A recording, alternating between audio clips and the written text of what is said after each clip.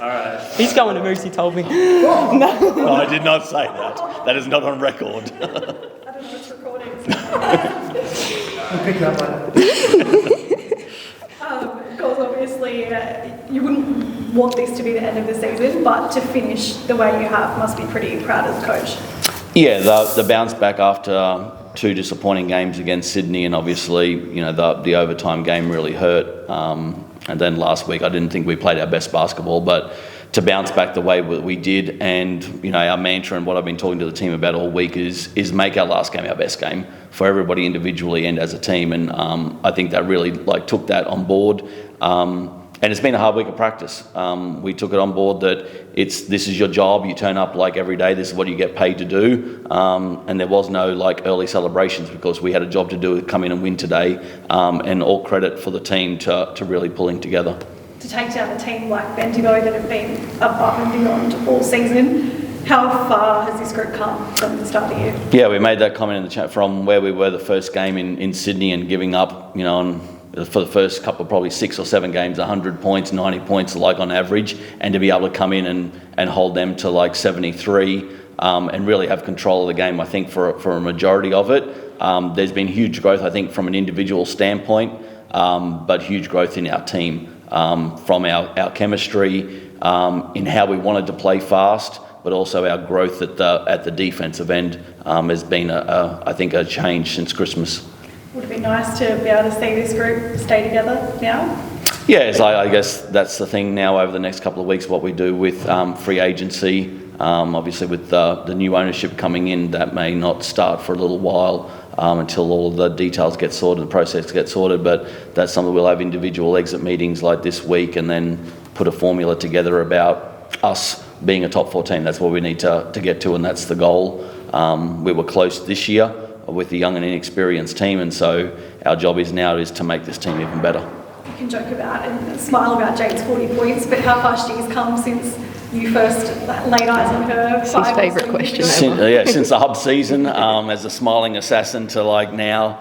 I think her growth has been through the WNBA, but also her growth this season and just seeing a lot of different coverages and how to be able to attack them, play off them as both a scorer and a facilitator. And I just think that she has the will to win that very few people have, and she's able to be able to put her team on her back and drag people along with her, and it's a special quality to have. It must be a pretty special way to finish the year with this group. Yeah, absolutely. I couldn't be prouder, especially 2025. It really is a tale of 2 halves. But to be 6-3 in 2025 is a pretty huge achievement for this group, and the last few years, we've really turned a page, and I think it's only up from here. So couldn't be prouder, like God said, of the team growth and the chemistry that we were able to form, but also the individual growth. So many people have come along in leaps and bounds, and it's because this guy right here has held us accountable and continued to see the potential and get the most out of us. But it's also people then committing and buying in and putting in the work. So couldn't be prouder. Everyone's come a long way, and I can't wait to see what this group does in the future, and also everyone individually. Bye, Material Girl. See you, Material Girl. See you, Zala.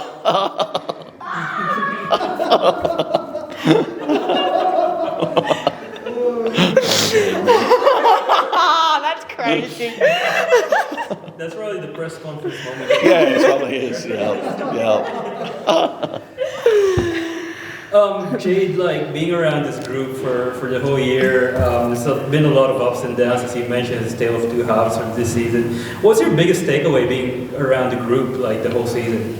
Honestly, it's just been the growth. In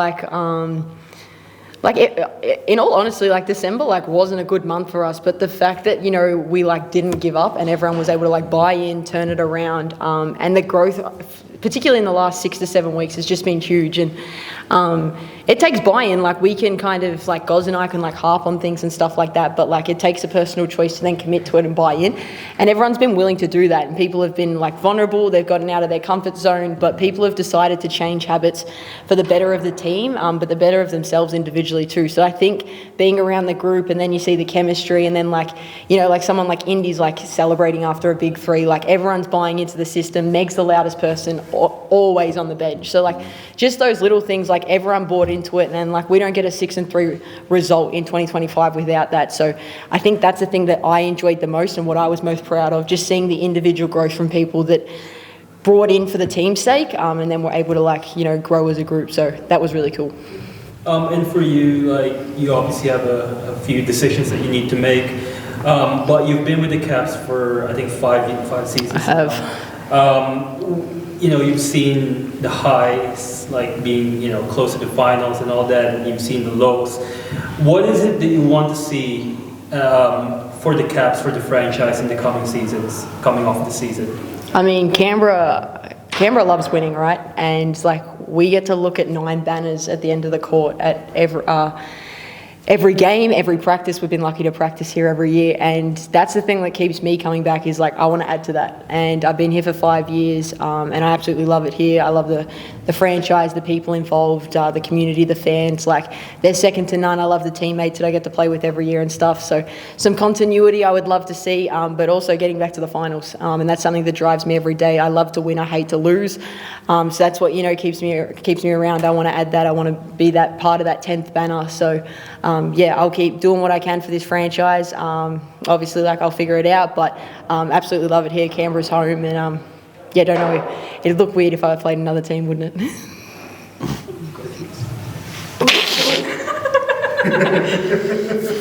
No pressure. Give me the pen. I mean, 100 kids just got my autograph, so just grab it, Photoshop. Just put it on the score sheet amongst your 40. We saw you battle Veronica Burton tonight, Jade. What can we look forward to in the upcoming WNBA season for you? And what are you most looking forward to? Yeah, I'm just looking forward to another solid season. Veronica's a great caliber player, and she's obviously at the Valkyries now, and I think she's had a fantastic year too and been a huge part of Bendigo's success. She's always standing up in the big moments. I think she top scored again for them tonight, so that's always a fun battle. She's a great person too, so looking forward to those matchups. But for me, it's just about another year of consistency.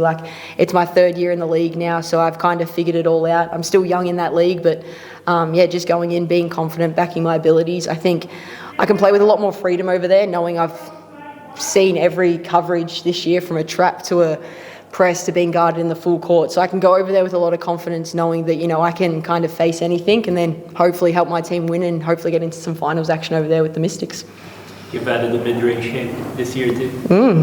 Shout out Nat Hurst. Nat Hurst came in and said, right, been scouting you for too long and you don't have a mid-range game. So, no, that's been a lot of fun. She's been a great addition to the team. Goz has been telling me to do it, but She didn't listen to me. him. But Natty came in and I was like, this is cool.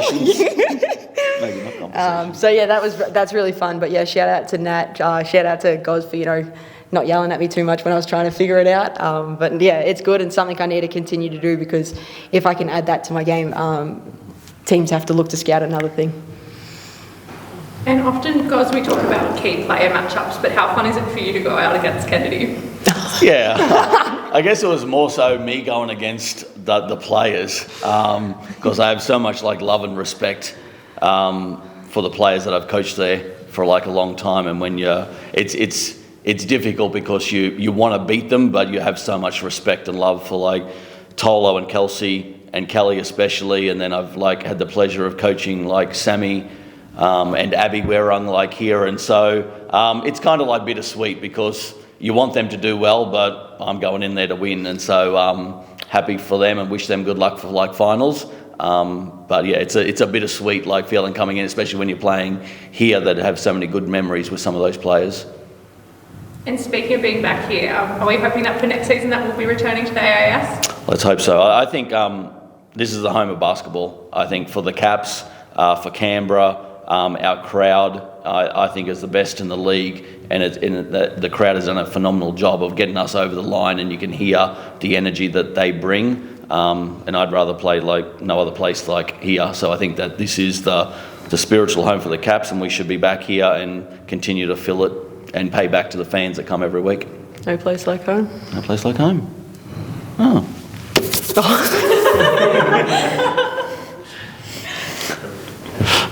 Are we done?